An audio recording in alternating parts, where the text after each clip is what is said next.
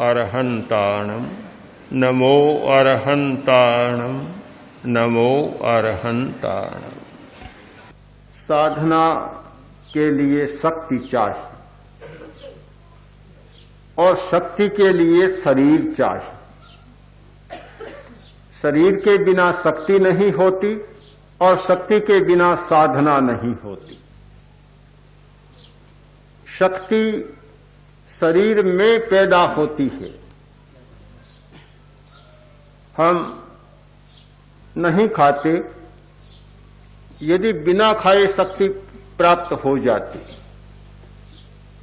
किंतु खाए बिना शक्ति प्राप्त नहीं होती। एक दिन नहीं खाते हैं तो रात को तारे दिखने लग जाते, 2-4 दिन नहीं खाते हैं तो घुटने टिकने लग जाते, और 10-20 दिन नहीं खाए तब तो और कुछ घटित होने लग जाता है। खाना जरूरी है शरीर को धारण करने के लिए, इसलिए हमारे जीवन का, शरीर का और आहार का गहरा संबंध है। साधना जरूरी और साधना के लिए शरीर का होना जरूरी, स्वस्थ होना जरूरी, और शरीर को टिकाए रखने के लिए आहार करना जरूरी। हम आहार करते हैं, किंतु आहार भी एक समस्या है, खाना भी एक समस्या है।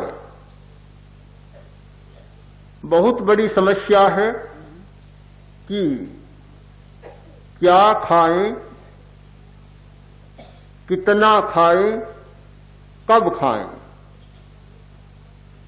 जो आहार शक्ति देता है वही आहार शक्ति को कम भी कर देता है। हाँ, शक्ति को छीन लेता है, ले लेता है। दोनों बातें हैं।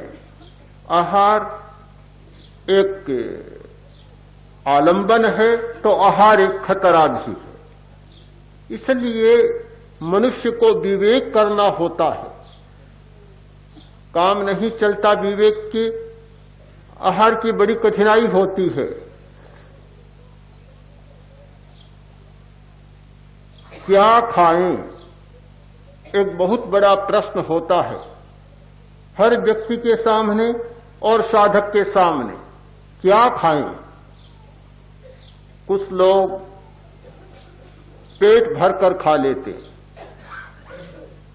रोटी खाई, खूब रोटी खा लेते हैं। अन्न खाते हैं, पेट भरकर अन्न खा लेते हैं।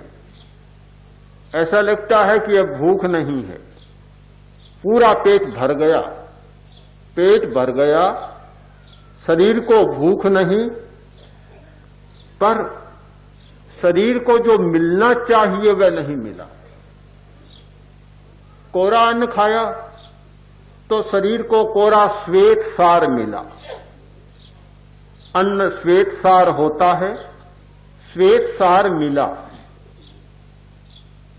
शरीर में विभिन्न तंतु हैं, विभिन्न रसायन हैं और विभिन्न धातुएं हैं। उनको अलग अलग चीज चाहिए। शरीर को चिकनाई भी चाहिए, शरीर को खनिज लवण भी चाहिए, शरीर को प्रोटीन चाहिए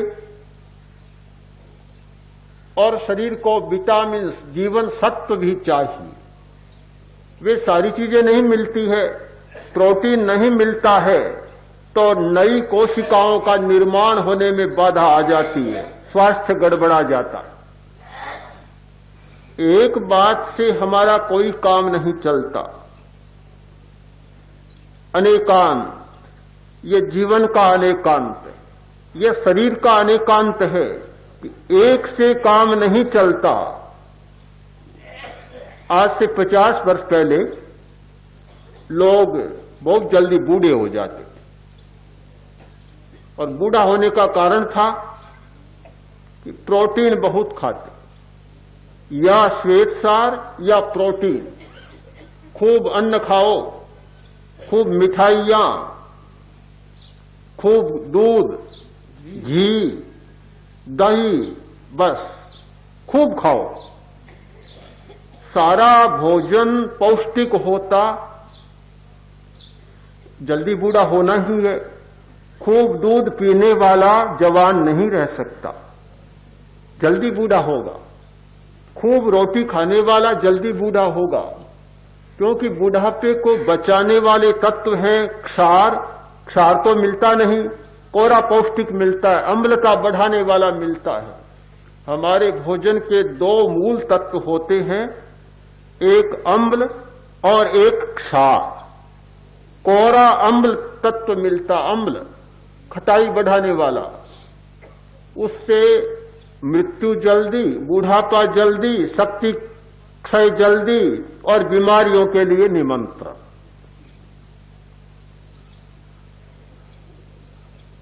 जितनी तली हुई चीजें, चटपटी चीजें, ये सारी अम्लता बढ़ाने वाली चीजें।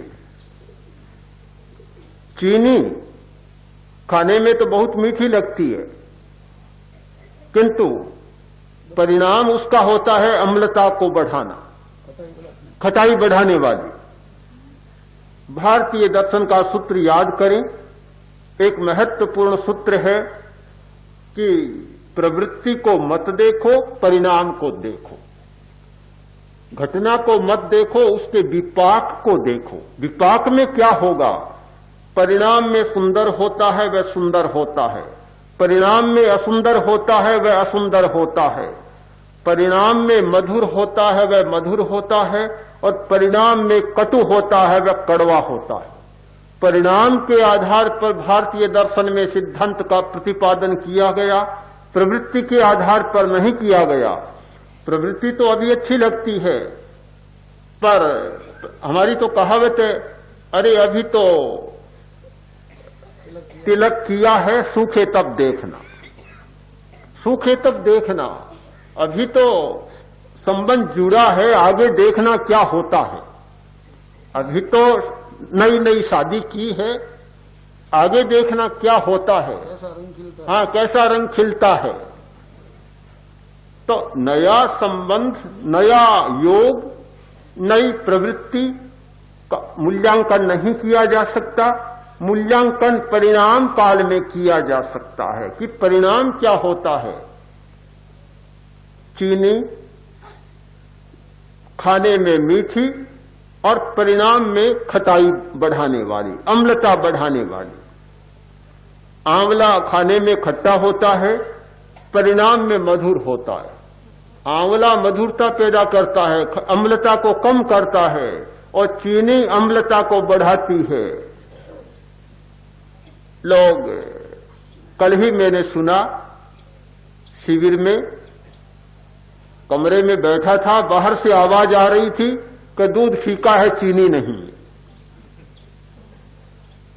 दूध तो मीठा होता है, किसने कहा दूध फीका है? दूध तो अपने आप में मीठा है, पर जीभ को चीनी का स्वाद हो गया तो बेचारा दूध फीका लगेगा ही, और क्या होगा। हम मीठे को भी फीका मान लेते हैं। दूध में तो बहुत चीनी होती है, दूध में बहुत मिठास होती है, पर जिन लोगों ने चीनी का ही स्वाद चखा, उनको दूध मीठा लगेगा कैसे? चाय से कोई विरोध नहीं, कोई विरोध नहीं है। चाय ने कुछ भी नहीं बिगाड़ा है किसी का, पर कठिनाई यही है, चाय, कॉफी, महुआ, ये सारे अम्लता बढ़ाने वाले। फिर इस बात को मैं स्पष्ट करना चाहता हूं, एक बात पर ध्यान दें कि कोई भी बीमारी हुई और चाय, ये जानबूझकर बीमारियों को बढ़ाने का एक उपाय है। अम्लता की बीमारी, पित्त की बीमारी, खट्टी डकारें, अल्सर पेट में, या एसिडिटी, अम्लता की बीमारी, चाय पीना भयंकर नुकसान होता है।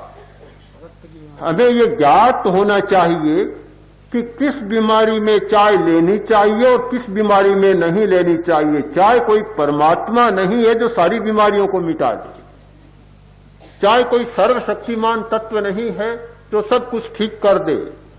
स्त्रियों के लिए बहुत जरूरी होता है कि मासिक धर्म की बीमारी और चाय तो उसको भयंकर प्रकोपित करने वाली है। जिसके ये बीमारी हो उसके लिए तो चाय जहर का काम करती है। ये ज्ञान होना बहुत आवश्यक है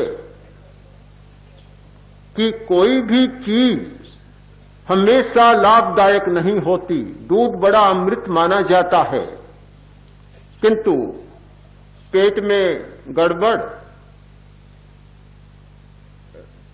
डिसेंट्री, आम की बीमारी, दूध पिया जाएगा सड़ान पैदा करेगा, सड़ान होगी और बीमारी बढ़ेगी।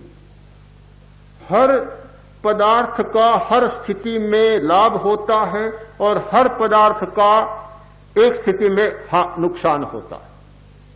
कोई भी पदार्थ अमृत नहीं है और कोई भी पदार्थ जहर नहीं है। जहर नहीं है, किंतु मात्रा भेद, काल भेद, देश भेद और प्रकृति भेद से हर वस्तु तारने वाली बन जाती है और हर वस्तु मारने वाली बन जाती है। किसी भी वस्तु के प्रति हमारा आकर्षण नहीं होना चाहिए। यह तो अच्छी ही है और यह लाभ करने वाली ही है। लाभ और हानि दोनों का हमारा विवेक होना चाहिए। ध्यान की साधना विवेक की साधना है। ध्यान की साधना एक अंतर्दृष्टि को जगाने वाली साधना है कि हमारी अंतर्दृष्टि जागनी चाहिए, अंतश्चक्षु खुलना चाहिए, जिससे कि हम सच्चाई को देख सकें और यथार्थ को परख सकें।